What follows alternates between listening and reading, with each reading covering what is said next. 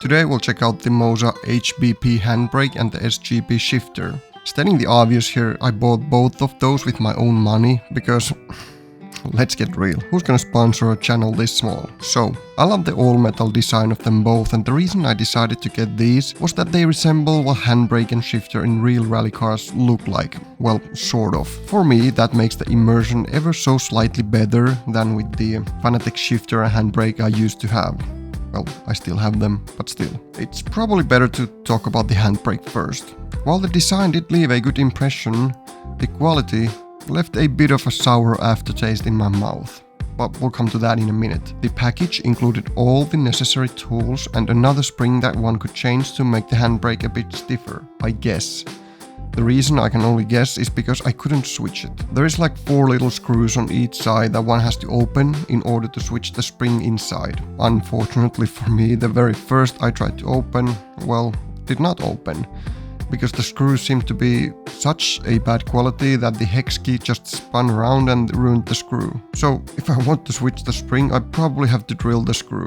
But at least I can't think of anything else at this point. However, I did not bother to do that just yet, nor I don't really want to send the handbrake to be replaced because, let's face it, I'm lazy. I'd prefer the handbrake to be a bit more stiffer than it is with the default spring. For example, the Fanatec handbrake is a lot stiffer and more to my liking with the default setting. But at this point I'm sort of used to having the Moza handbrake already, so it's not all bad. In fact, it's quite passable, and that's why I haven't bothered drilling the screw or sending it to be replaced yet. The handbrake does offer pretty nice adjustability regarding the handle height and angle.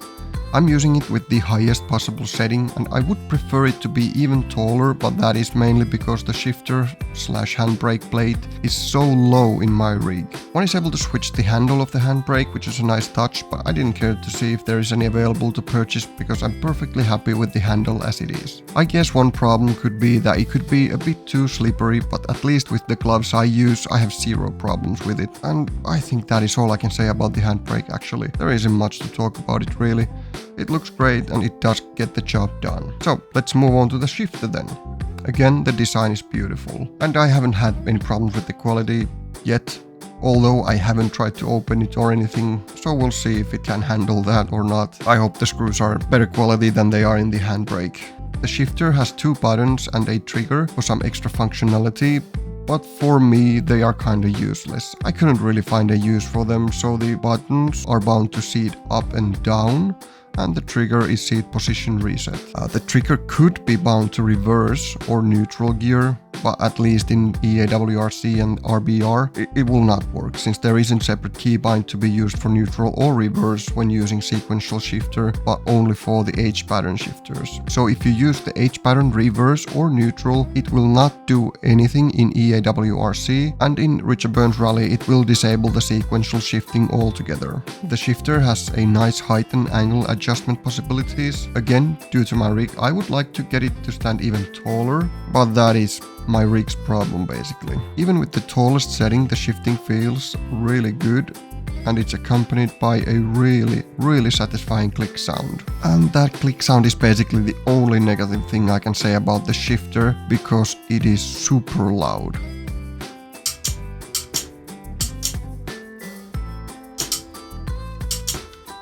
I can't really stress enough how loud it is, and I would advise keeping that in mind if you're thinking about getting this shifter. Now, when I'm driving and using headphones, I don't perceive it as loud, but this is the first time my wife has said that something is too loud for her, and she can hear it even when being at the other side of the house. And unfortunately, there isn't any way to reduce the sound. At least I couldn't find any way. But like I said, it doesn't really bother me when I'm driving with my headphones on, but I would still prefer it to be a little less noisy, just for the sake of my relationship.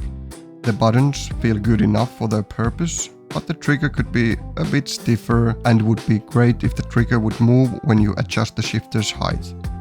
Again, not a problem for me since I rarely use it, or the buttons, but still it would be nice if the trigger would move up and down, because with the highest setting I can't reach it really without moving my hand. Overall though, I'm happy that I purchased the shifter and the handbrake, and I've noticed myself being slightly more eager to shift gears just because the shifting feels so satisfying. Now I just need to find a way to have both this and the Fanatec shifter mounted to my rig, so I can have H pattern shifter as well. But that was my first impressions with the Moza HBP handbrake and the SGP shifter. No more talking, follow me. Finns i en simulator.